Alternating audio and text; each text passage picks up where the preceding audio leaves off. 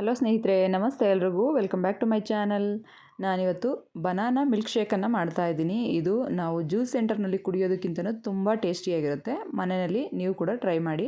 ನಾನಿಲ್ಲಿ ಒಂದು 4 ಖರ್ಜೂರನ ತೊಗೊಂಡಿದ್ದೀನಿ, ಒಂದು 3 ಸ್ಪೂನು ಜೇನುತುಪ್ಪ ತೊಗೊಂಡಿದ್ದೀನಿ, ಸ್ವಲ್ಪ ಕಲ್ಸಕ್ಕರೆ, ಸ್ವಲ್ಪ ಐಸ್ ಕ್ಯೂಬನ್ನು ತೊಗೊಂಡಿದ್ದೀನಿ, ಒಂದು 3 ಬಾಳೆಹಣ್ಣನ್ನು ಚೆನ್ನಾಗಿ ಹಣ್ಣಾಗಿರೋದನ್ನು ಬಿಡಿಸಿ ಕಟ್ ಮಾಡಿ ಇಟ್ಕೊಂಡಿದ್ದೀನಿ, ಮತ್ತು 1 ಲೋಟ ನೀರು, 1 ಲೋಟ ಹಾಲನ್ನು ತೊಗೊಂಡಿದ್ದೀನಿ.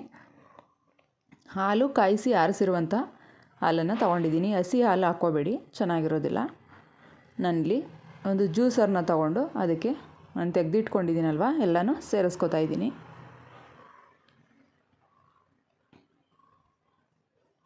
ಖರ್ಜೂರ ಮತ್ತು ಕಲ್ಸಕ್ಕರೆ ಹಾಕೋದ್ರಿಂದ ಅದರಲ್ಲೇ ಸ್ವೀಟ್ಸ್ ಇರುತ್ತೆ. ಎಕ್ಸ್ಟ್ರಾ ಸಕ್ಕರೆ ಏನೋ ಹಾಕೋದು ಬೇಡ. ಕಲ್ಸಕ್ಕರೆ ನಮ್ಮ ಬಾಡಿಗೆ ತುಂಬ ಕೋಲ್ಡ್ ಆಗಿರುತ್ತೆ. ಬೇಸಿಗೆಗಾಲದಲ್ಲಿ ಸಕ್ಕರೆಗಿಂತನೂ ಕಲ್ಸಕ್ಕರೆನ ಉಪಯೋಗಿಸೋದ್ರಿಂದ ತುಂಬ ಚೆನ್ನಾಗಿರುತ್ತೆ. ಬಾಳೆಹಣ್ಣು ಪೂರ್ತಿ ಹಣ್ಣಾಗಿರಬೇಕು. ದಪ್ಪ ಬಾಳೆಹಣ್ಣು ಬರುತ್ತಲ್ವ, ಅದನ್ನು ತೊಗೊಂಡಿದ್ದೀನಿ ನಾನು. ಎಲ್ಲರ ಮನೆಯಲ್ಲೂ ಬಾಳೆಹಣ್ಣು ಇದ್ದೇ ಇರುತ್ತೆ. ಈ ಥರ ಒಂದು ಜ್ಯೂಸನ್ನ ಮಾಡಿ ಕುಡಿಯೋದ್ರಿಂದ ತುಂಬ ಚೆನ್ನಾಗಿರುತ್ತೆ. ಯಾರಾದರೂ ಗೆಸ್ಟ್ ಬಂತು ಅಂದರೂ ಇನ್ಸ್ಟೆಂಟಾಗಿ ಕೂಡ ಮಾಡಿಕೊಡ್ಬೋದು. ಮಕ್ಳಿಗೂ ಕೂಡ ತುಂಬ ಇಷ್ಟ ಆಗುತ್ತೆ.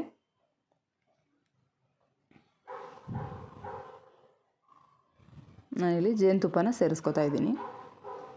ಜೇನುತುಪ್ಪ ಹಾಕೋದ್ರಿಂದ ಒಳ್ಳೆ ಟೇಸ್ಟ್ ಕೊಡುತ್ತೆ.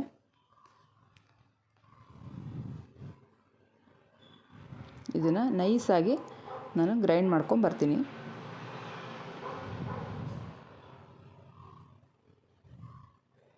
ಒಂದು 2ರಿಂದ 3 ನಿಮಿಷ ಈ ಥರ ಅದನ್ನು ರುಬ್ಕೊಂಡ್ರೆ ಸಾಕಾಗುತ್ತೆ. ಈ ಥರ ಜ್ಯೂಸ್ ಲೋಟದಲ್ಲಿ ಹಾಕ್ಕೊಟ್ರೆ ಮಕ್ಳಿಗೆಲ್ರಿಗೂ ತುಂಬ ಚೆನ್ನಾಗಿ ಕುಡಿತಾರೆ, ಇಷ್ಟ ಆಗುತ್ತೆ ಅವರಿಗೆ.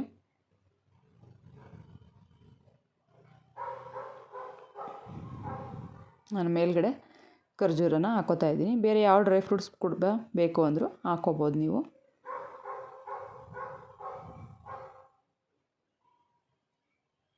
ನೀವು ಕೂಡ ಮನೆಯಲ್ಲಿ ಟ್ರೈ ಮಾಡಿ, ಹೇಗಿತ್ತು ಅಂತ ಕಮೆಂಟ್ ಮಾಡಿ ತಿಳಿಸಿ.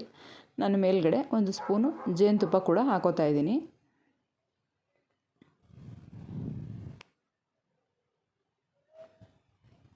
ನೋಡಿ, ನಮ್ಮ ಬನಾನಾ ಮಿಲ್ಕ್ ಶೇಕ್ ಅಥವಾ ಬನಾನಾ ಸ್ಮೂತಿ ರೆಡಿಯಾಗಿದೆ.